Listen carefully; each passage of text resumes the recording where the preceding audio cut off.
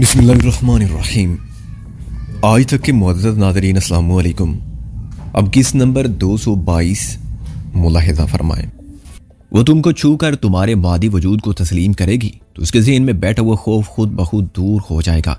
इस खौफ से राबिया को सिर्फ तुम निजात दिला सकते हो, सिर्फ तुम सिकंदर। मैं सुबह 9 बजे आ जाऊंगा डॉक्टर अंकल।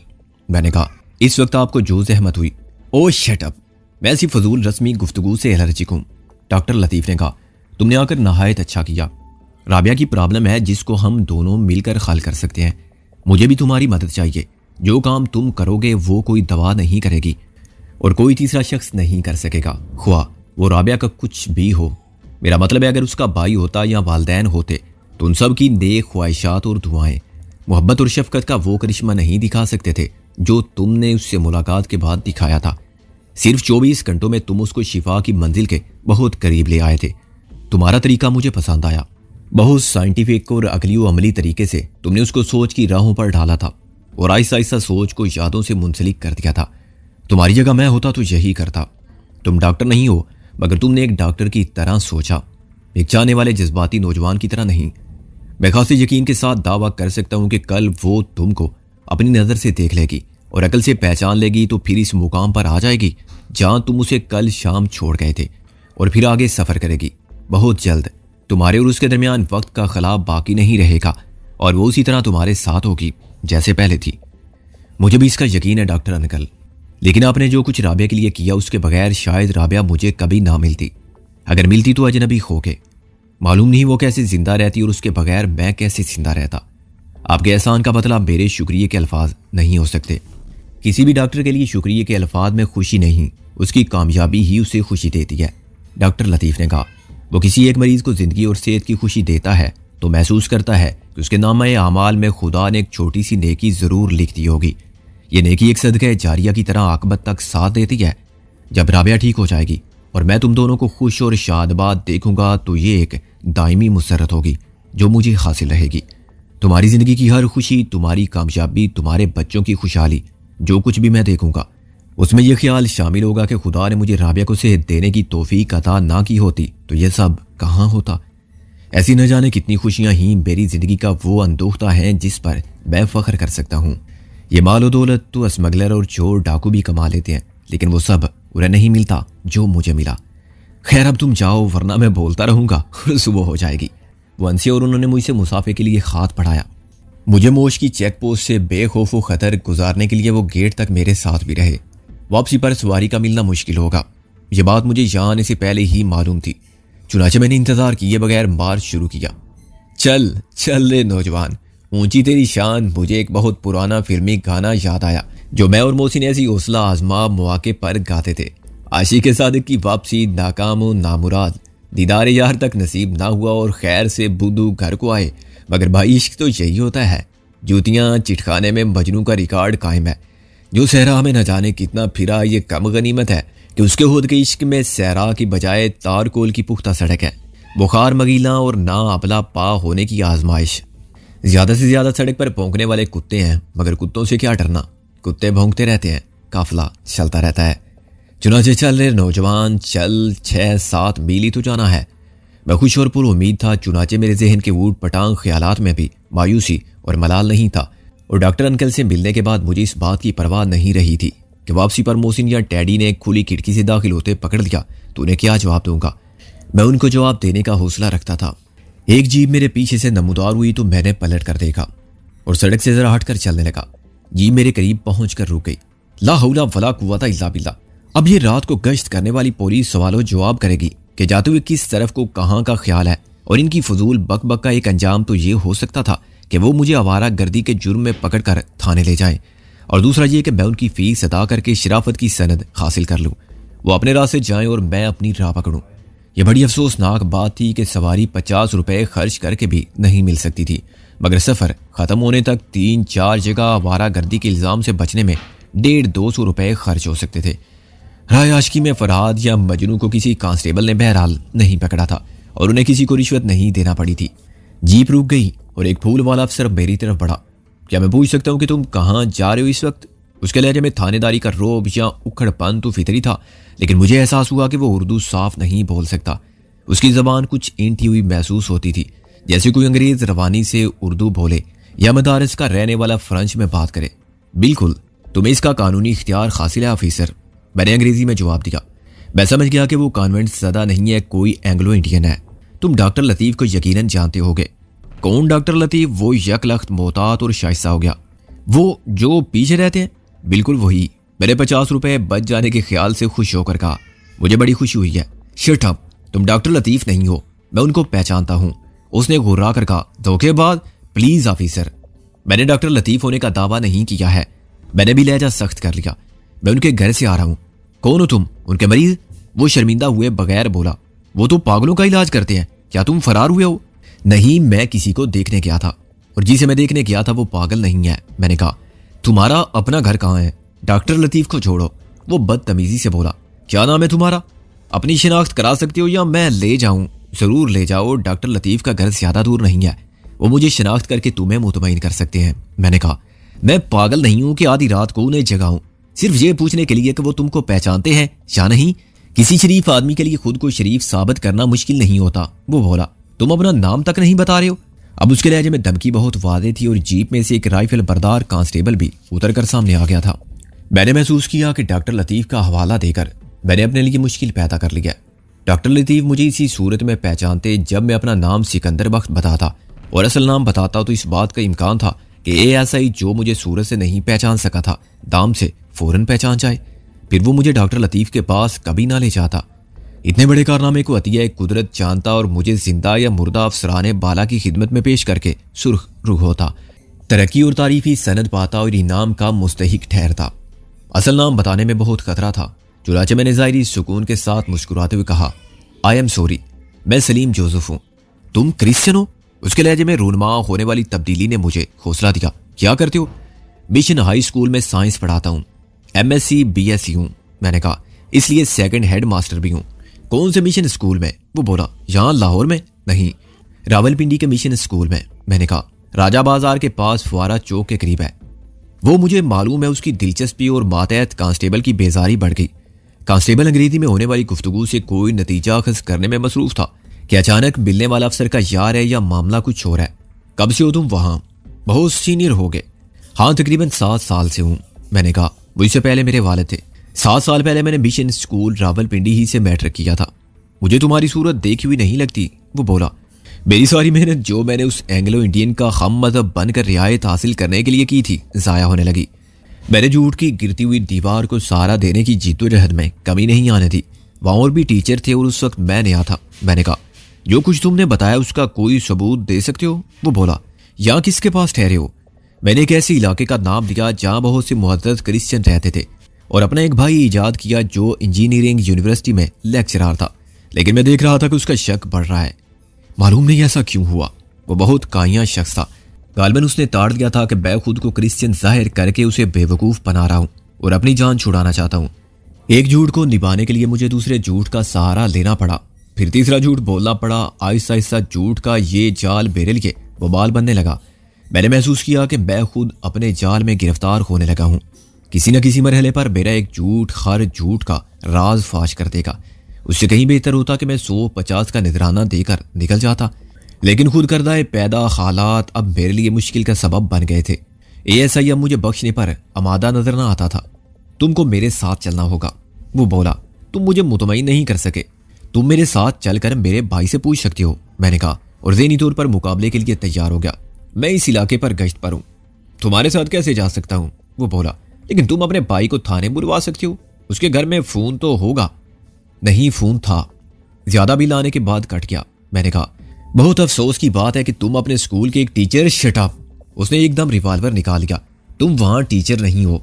अगर हो तो मुझे बताओ, हेडमास्टर कौन है वहां? 7 साल पहले कौन था? दूसरे सब टीचर्स के नाम बताओ जो तुम्हारे साथ थे। इस रिवॉल्वर के सामने तो मुझे अपना नाम भी याद नहीं आएगा इंस्पेक्टर, मैंने हाथ उठाकर कहा। अभी तक वो मुझसे चंद कदम के फासले पर खड़ा हुआ था, लेकिन मुझे उसका नाम देखने का मौका नहीं मिला था। हम एक स्ट्रीट लाइट से काफी फासले पर थे और करीब के खंबे पर कोई बल्ब नहीं था। थोड़ी बहुत रोशनी सिर्फ मेरे चेहरे पर पड़ रही थी। वो खुद रोशनी की तरफ पीठ किए खड़ा था। नाम का छोटा सा बैज उसकी जर्सी पर लगा हुआ था। नीले प्लास्टिक की आधे इंच से भी कम चौड़ी और 3 इंच लंबी पट्टी पर अंग्रेजी के सफ़ेद हरूफ भी अंधेरे में थे। उसने रिवाल्वर हिला के मुझे जीप की तरफ बढ़ने का इशारा किया। मैंने सूरत पर मजलूमियत, दुख और बेबसी, एहसास जिल्लत और बरहमी के जज्बात तारी किए और आहिस्ता से एक कदम जीप की तरफ बढ़ाया। दूसरे लम्हे में मैंने पीछे की तरफ टांग घुमाई और मेरे जूते की एड़ी सब इंस्पेक्टर की कलाई पर लगी। उसके साथ ही मैंने कांस्टेबल को खींच लिया और उसकी गर्दन पकड़ के झटका दिया। वो कलाबाजी खाकर आगे गया और उसकी राइफल वहीं गिर गई। मैंने गोता मारकर राइफल उठाई और डंडे की तरह घुमाई। उसका बट सब इंस्पेक्टर के शाने से जरा नीचे लगा। अगर वार उसके सर पर पड़ता तो शायद उसकी खोपड़ी चिटक जाती। वो भी रिवाल्वर से महरूम हो चुका था, मगर मैंने नहीं देखा था कि मेरी किक से उड़ जाने वाला रिवाल्वर किधर गया है। राइफल का बट पड़ते ही वो नीचे गिरा और उसने चिल्लाकर जीप में बैठे हुए ड्राइवर को गाली दी। शूट हिम बास्टर्ड, गोली मार दो इसको। उसकी दूसरी गाली मेरे लिए थी। पहला कांस्टेबल इतनी देर में फिर अपने पैरों पर खड़ा हो गया था। उसने मुझ पर हमला करने की बेवकूफ़ी की। उसने अपने अफसर का हुक्म सुना था, मगर यह नहीं समझा था कि हुक्म किससे दिया गया है।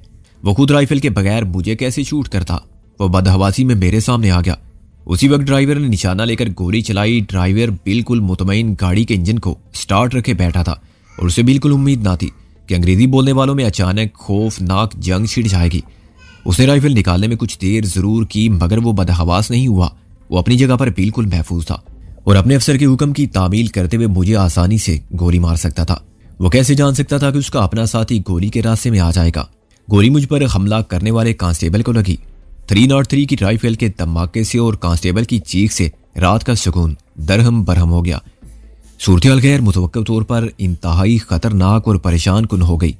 मेरे लिए मुकाबले से 10 बरदार होकर फरार हो जाना जरूरी था, लेकिन एक खतरा तो ड्राइवर की तरफ से था कि वो राइफल की दूसरी गोली मुझे जरूर मार देगा। मेरी वजह से उसका एक साथी कत्ल हो चुका था और ये बात भी उसे मुश्तइल करने के लिए काफी थी। दूसरा खतरा सब इंस्पेक्टर की तरफ से था। उसने जरूर देखा होगा कि रिवाल्वर किस समत में गया था। वो रिवाल्वर तलाश करने में कामयाब हो गया तो मुझे कभी फरार ना होने देगा। कांस्टेबल गोली लगने के बाद गिर गया था, मगर एएसआई उठ रहा था कि मैं उस पर जा गिरा। मेरा गिरना मेरे काम आया। ड्राइवर ने अपनी राइफल से जो दूसरी गोली चलाई थी वो मेरे सर के ऊपर से गुजर कर न जाने किधर गई। फिर मैंने सब इंस्पेक्टर को उठा लिया और डाल बना लिया। उसके दोनों बाजू कमर के पीछे लाकर मैंने उसे सामने रखा और चिल्लाकर कहा, चलाओ चलाओ गोली, मार दो अपने इस कुत्ते को भी।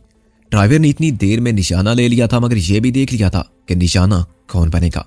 सब इंस्पेक्टर ने खुद को छुड़ाने की बहुत कोशिश की, लेकिन मैं उसे धकेलता हुआ आगे ले गया। बेचारा ड्राइवर जीप से बाहर खड़ा अपने अफसर की बेबसी का दीदारा करता रह गया और खुद भी बेबस हो गया।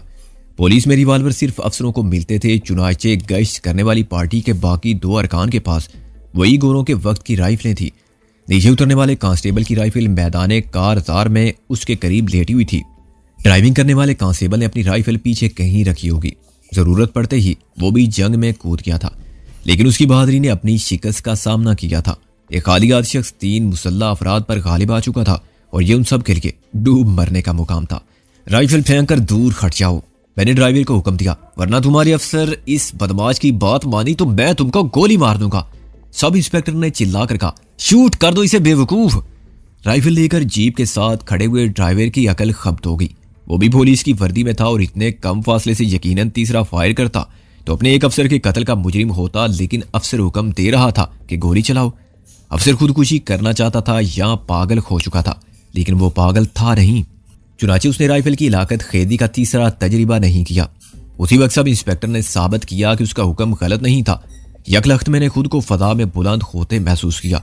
फिर मैं सख्त जमीन पर गिरा और एक पल में मुझ पर हकीकत अयां हो गई कि सब इंस्पेक्टर भी जोडू कराटे के दाव पीछ जानता है और उसने मेरे हाथों गिरफ्तारी पर बेबसी का मुजाहरा सिर्फ इसीलिए किया था कि वो मुनासिब मौके के इंतजार में था।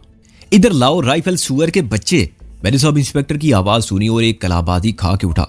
तीसरी गोली जो सब इंस्पेक्टर ने चलाई थी उस जगह जमीन में घुस गई जहां 1 सेकंड पहले मैं खड़ा था। मैंने दोनों दुश्मनों को मुसावी फासले पर देखा और कांस्टेबल का इंतखाब किया। फिर मैं एक झटके से ऊपर उठा और मेरी फ्लाइंग किक ने कांस्टेबल को सब इंस्पेक्टर पर गिरा दिया। हैरान होने की बारी अब सब इंस्पेक्टर की थी, क्योंकि जो वार मैंने किया था वो कोई माहिर फन ही कर सकता था। अपनी तरफ से उसने बहुत चालाकी से काम लिया था और वो सोच भी नहीं सकता था कि जवाब मैं नैले पे दैला होगा। ये हम सब की फितरी कमजोरी होती है कि हम खुद को शेर समझते हैं तो ये तवक्को नहीं रखते कि दूसरा सवा शेर भी हो सकता है। इस एक लम्हे में जब मातहत और अफसर एक साथ गिरे थे, अफसर को यकीन आ गया होगा कि मैं कोई बहुत ही अय्यार और मक्कार मुजरिम हूं। जिसने पहले अपनी शुस्ता अंग्रेजी से और अपने झूठ से काम निकालना चाहा था, लेकिन उसमें नाकामी हुई तो मैं बेखौफ व खतर 3 मुसल्ला पुलिस वालों से भिड़ गया। शायद लाहौर में उसका वास्ता ऐसे किसी बदमाश से नहीं पड़ा होगा जो इतना मुहज्जब और आला तालीम याफ्ता भी हो, इतना अच्छा अदाकार भी और जोडू कराटे का माहिर भी। कांस्टेबल तो सीने पर पड़ने वाली एक किक के बाद उठ ही ना सका। उसके वफात पाने का बिल्कुल इम्कान ना था और वो इतना कमजोर भी नजर नहीं आता था कि एक किक से बेहोश हो जाए। गालबन उसने दानिशमंदी सी में जानी कि चुपचाप लेट जाए और खुद को मजीद पिटाई से भी बचाए, एक और कत्ल के इल्जाम से भी और अफसर की हुक्म अदूली की सजा से भी। अफसर को मैंने उठते ही जा लिया, मगर वो बहुत फुर्तीला था। उसने गोता मारकर बेरावार खाली कर दिया और मैं उसके ऊपर से गुजर कर गिरा तो वह बड़ी फुर्ती से मेरे ऊपर सवार हो गया। मैंने उसका हाथ बुलंद होते देखा। वो बड़ा मोहलकवार था जिसे दुश्मन को यकीनी तौर पर ख़त्म करने के लिए इस्तेमाल किया जाता है। आम नुमाइशी मुकाबलों में या मामूली लड़ाई झगड़ों में इसका इस्तेमाल कोई नहीं करता। जोडूर कराटे का फ़न बुनियादी तौर पर दिफाई खेल है, चुनाचे इसमें जारियाना दियत को गैर अखलाकी तस्वुर किया जाता है और नुकसान पहुंचाने वाले दाव पीच इस्तेमाल करने की हौसला शिकनी की जाती है। मगर जहां मामला जिंदगी या मौत का हो वहां अखलाकियात का सबक बेमानी हो जाता है। सब इंस्पेक्टर भी जो कुछ कर रहा था मौजूदा हालात में जायज़ था। मैंने फौरन अपना दिफा किया और उस तरह उछलकर करवट ली कि दूसरे लम्हे में सब इंस्पेक्टर नीचे था और मैं ऊपर। मुकाबले को ज्यादा देर तक जारी रखने की गुंजाइश नहीं रही थी क्योंकि इधर उधर की कोठियों में फायरिंग के 3 धमाकों से हलचल मच गई थी। मैंने सब इंस्पेक्टर पर ताबड़तोड़ हमले किया और जरा सी देर में वो बेहिस्सो हरकत हो गया। दो तरफ से चौकीदारों ने या घर के मुलाजमों ने शोर मचा रखा था, लेकिन वो करीब नहीं आ रहे थे। जंग में पुलिस एक फरीक थी और वो रेफरी भी नहीं बनना चाहते थे। एक घर से किसी ने चिल्लाकर पूछा कि ये क्या हो रहा है। दूसरी तरफ से किसी ने कहा यार पुलिस को बुलाओ। फिर न जाने कौन जिंदा दिल था जो इस सूरत हाल से भी लुत्फअंदोज हो रहा था। उसने हंसकर कहा हाँ यार मजीद पुलिस को बुलाओ, ये पुलिस तो कम है। मैंने बड़ी उछलत में एएसआई को उठाकर जीप में डाला और जीप में ड्राइवर की सीट पर बैठ गया। जीप का इंजन अभी तक चल रहा था। उसे गियर में डालते ही मैंने एक्सीलरेटर दबा दिया। जीप एकदम भागी। उसी वक्त न जाने किधर से रिवाल्वर की एक गोली आई और जीप के पीछे लगे हुए 10 लीटर पेट्रोल के चेरी कैन में लगी। रात की खामोशी में फायर की आवाज से मैंने अंदाजा कर लिया कि गोली इशारिया 4-5 के सर्विस रिवाल्वर से चलाई गई थी जो मिलिट्री ऑफिसर के पास हो सकता था या फिर पुलिस और रेंजर्स वगैरह के पास। उनमें से किसी ने मुझे फरार होते देखा था और फर्ज शनासी का मुजाहरा करते हुए रोकने की कोशिश की थी। उसे जुज़वी तौर पर कामयाबी हुई। गोली टायर या पेट्रोल टैंक में लगती तो मैं उतरकर भागने पर मजबूर हो जाता। चेरी कैन में सुराख होती पेट्रोल ने आग पकड़ ली थी और जीप के पिछले हिस्से में शोले भड़कने लगे थे। बहने वाला पेट्रोल जीप के कैनवस पर भी गिरा था और सड़क पर भी फैलता जा रहा था, लेकिन उसके खाली होने तक पूरी जीप का आग की लपेट में आ जाना यकीनी था। मगर चेरी कैन अचानक फट गया। धमाका किसी दस्ती बम की तरह था। मैंने जीप को एकदम पूरा एक्सीलरेटर देकर आगे बढ़ा दिया। 1 सेकंड के वक्फे से मैंने पलट कर देखा तो चेरी कैन के जलते हुए टुकड़े फजा से जमीन की जानी परवाज करते नजर आए। कुछ चिराग से सड़क पर भी रोशन थे, लेकिन जीप के पीछे अब कैनवस का थोड़ा सा हिस्सा जलता रह गया था। जेरी कैन की आग जीप की तेज रफ्तारी के बायस पीछे रह गई थी और जहां पहले जेरी कैन था वहां उसका एक टुकड़ा कलिंप में अटका रह गया था। जीप को रोककर मैं नीचे उतरा। अगर मेरे पास खंजर होता तो मैं पीछे वाले हिस्से का कैनवस काट देता, लेकिन अब मुझे वो सब हुक खोलने पड़े जिनसे जीप का ऊपर वाला हिस्सा बंद हुआ था। कैनवस के टॉप वाली जीप में शफाफ प्लास्टिक की खिड़कियां सी बनी हुई थी। कैनवस के मुकाबले में प्लास्टिक पर आग ने फौरन असर किया और बाकी 2 साइड पर भी आग फैल गई। मैंने अपने हवास बरकरार रखे। आग अभी पेट्रोल लाइन और पेट्रोल टैंक से बहुत दूर थी, लेकिन अंदेशा था कि जलता हुआ कैनवस अगर सीटों पर गिरा तो जीप यकीनन तबाह हो जाएगी। मैंने कुछ हुक खोले, कुछ खींचकर और झटका देकर तोड़े और बाकी कैनवस को उन सुराखों में हाथ डालकर फाड़ा जो खिड़कियों की जगह नमूदार हो गए थे। वहां जला हुआ प्लास्टिक अब भी इतना गर्म था कि मेरी हथेलियों से चिपक गया, मगर मैं दीवानावार कोशिश से कैनवस की फोल्डिंग बॉडी को जीप से अलग करने में कामयाब हो गया। कैनवस को सड़क पर डालकर मैंने फिर ड्राइविंग सीट संभाली और इत्मीनान का गहरा सांस लिया। मैं गिरफ्तारी से बच गया था, फायरिंग से बच गया था, सब इंस्पेक्टर के जोडू कराटे के दाव पीच से बच गया था और आखिरी वक्त में आग लगा देने वाली गोली की तबाहकारी से भी बच गया था। ये सब कुछ मुश्किल से 15 मिनट में हो गया था। 15 मिनट पहले मैं बहुत अच्छे मूड में डॉक्टर लतीफ़ के घर से निकला था। 15 मिनट बाद मैं एक जीप लेकर फरार हो रहा था। जीप में एक एएसआई पड़ा हुआ था। उसके बाकी 2 साथियों में से एक के बारे में मुझे यकीन था कि वो जिंदा होगा, दूसरे के बारे में मुझे बिल्कुल मालूम नहीं था कि अपने साथी की चलाई हुई गोली उसके जिस्म में कहाँ लगी थी। इन दोनों की राइफलें भी वहीं पड़ी रह गई थी और जाए वारदात के करीब ASI के रिवाल्वर का मिल जाना भी यकीनी था।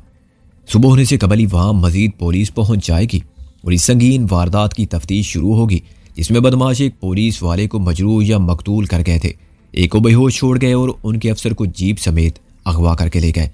खुली जीप को मैंने 2 मील आगे एक स्कूल के आते में रोका। स्कूल उजड़ा पड़ा था और सारे क्लासरूम तारीक थे। इस गेट पर कोई चौकीदार ना था, जिससे मैं जीप को अंदर ले गया था। अंदर दाखिल होने से कबल ही मैंने हेडलाइट्स ऑफ कर दी और इंजन भी बंद कर दिया था। जीप अपनी रफ्तार में खामोशी से अंदर गई। मैंने उसे मोड़कर दीवार के मुतवाज़ी खड़ा कर दिया, जहाँ एक तरफ कद आदम झाड़ी फैली हुई थी। अब मैंने ज्यादा इत्मीनान के साथ जीप की तलाशी ली। इसके डैशबोर्ड के खाने में कागजात थे। साइड की पॉकेट से मुझे एक टार्च मिली। मैंने टार्च को रोशन किया और पीछे बेहोश पड़े हुए ASI के चेहरे पर रोशनी डाली। फिर रोशनी का मुख्तसर सा दायरा आगे बढ़ाया और एक लम्हे के लिए मेरी नज़र भी मुंजमद हो गई। जर्सी पर लगी हुई नाम की तख्ती के उरूफ से परवेज विक्टर का नाम बहुत वाज़ेह पड़ा जाता था। मैं सीधा होकर बैठ गया और अपने सामने फैले हुए रात के अंधेरे को घूरने लगा। ये एक नई मुसीबत थी जिससे छुटकारा हासिल करना मुश्किल था। मुझे अफसोस हुआ कि परवेज विक्टर का नाम पहले मेरे जहन में क्यों नहीं आया। लाहौर की पुलिस में आखिर कितने एंग्लो इंडियन सब इंस्पेक्टर होंगे? मुश्किल से 2-4। कुदरत ने मुझे आज़ादी तौर पर अपने एक ऐसे दुश्मन के रूबरू कर दिया था जिसकी मुझे तलाश थी। साधु राम के लबों से यह नाम उगलवाने के लिए मुझे इस पर तशद्दुद करना पड़ा था, लेकिन उससे हासिल होने वाली मालूमात ने हमारे लिए वो रास्ते खोल दिए थे जो दिलरुबा कर्नल जगन्नाथ और सेवक राम के बाद साधु राम की मौत पर बंद हो गए थे। साईं पापड़ वाले का अड्डा तबाह हो गया था और दुश्मन के जितने एजेंट उस अड्डे से मंसूब थे मारे जा चुके थे। यहाँ तक कि साधु राम की बीवी भी ना रही थी। ऐसे वक्त में साधु राम ने परवेज विक्टर, उसके भाई, उसकी बहन सोनिया विक्टर के नाम बता के हमारी जिद्दोजहद को नई समत अता कर दी थी। अब परवेज विक्टर किसी जुस्तजू के बगैर ही मुझे मिल गया था और मैं बजा तौर पर कह सकता था कि तकदीर मुझे इससे मिलवाने के लिए सोते से उठा के लाई थी। और राबिया के शो के दीदार तो बहाना बन गया था। उसे देखना तो नसीब ना हुआ, नसीब ने राह चलते नया गुल खिला दिया।